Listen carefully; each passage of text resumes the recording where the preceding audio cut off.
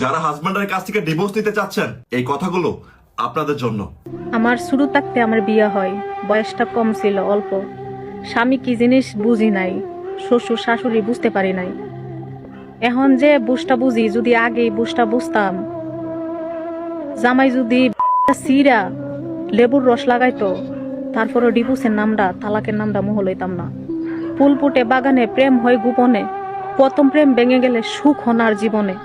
আপনারা যাই যে করেন না কেন, যতই জগরাজারি হোক না কেন, স্বামী বউর ভিতরে ওই জন্য 1 মাস 2 মাস আলাদা থাকবেন। তারপরে তালাকের নামটা, ডিভোর্সের নামটা মোহ লইবেন না। একটা মেয়ে যখন ডিভোর্স হয়ে যা, জিন্দা লাশ হয়ে বাইসা তাই, ও বাইসা তাহার থেকে মরে যাওয়া অনেক ভালো। সমাজের মানুষ, মা বাবার কাছে বুঝা, রাস্তাঘাটে গেলেই কতি কয় ওর সাথে চলিস না, ও যদি ভালো হইতো ডিভোর্স হইতো না। যেই বাঁচেন যেই মরেন, তালাকের নাম কোনো দিন মোহ লইেন না, কোনো দিনও সুখ হয় না।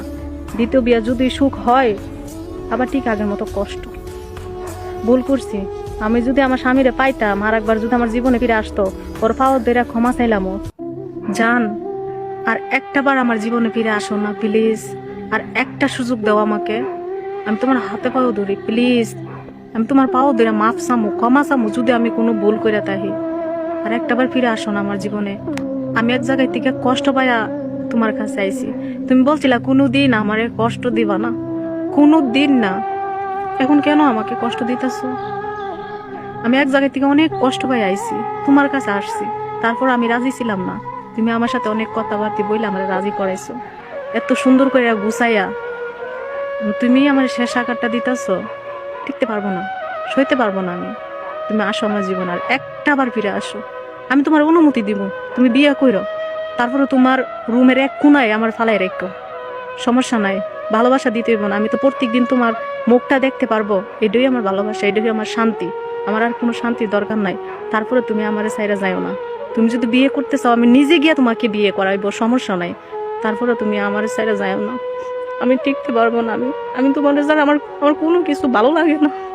ডিভোর্স হচ্ছে একটা অভিশাপ, যা ক্যান্সারের মতো, না আপনাকে বাঁচতে দেবে, না আপনাকে নতুন জীবন শুরু করতে দেবে। একজন ডিভোর্সি মেয়ে সে ভালো করে জানে তার পরিবারের কাছ থেকে সে কি পরিমাণ অবহেলা পায়, তার আত্মীয় স্বজন তাকে কিভাবে দূর করে, সমাজে মানুষ তাকে কিভাবে খারাপ ভাবে। দেখেন, আপনার হাজবেন্ড যেমনই হোক না কেন, আপনি চেষ্টা করবেন আপনার সংসারটা টিকিয়ে রাখার জন্য। যদি আপনি মানিয়ে নিতে নিতে শেষ পর্যন্ত আপনি হার মেনে যান, আর না পারেন, তাহলে আপনি আপনার পরিবারের সাপোর্ট নিয়ে আপনি ডিভোর্সটা নেবেন। কারণ দিন শেষে আপনার নতুন জীবন শুরু করার জন্য আপনার পরিবার আপনাকে সাপোর্ট দিতে হবে। যদি সেই মানুষগুলো আপনার সাথে না থাকে, তাহলে দিন শেষে আপনার এই ডিভোর্সটা আপনার অভিশাপ হয়ে দাঁড়াবে। ডিভোর্স একটা সামাজিক রোগ, ক্যান্সারের মতো। এটা আপনাকে শুরুতে আনন্দ দেবে,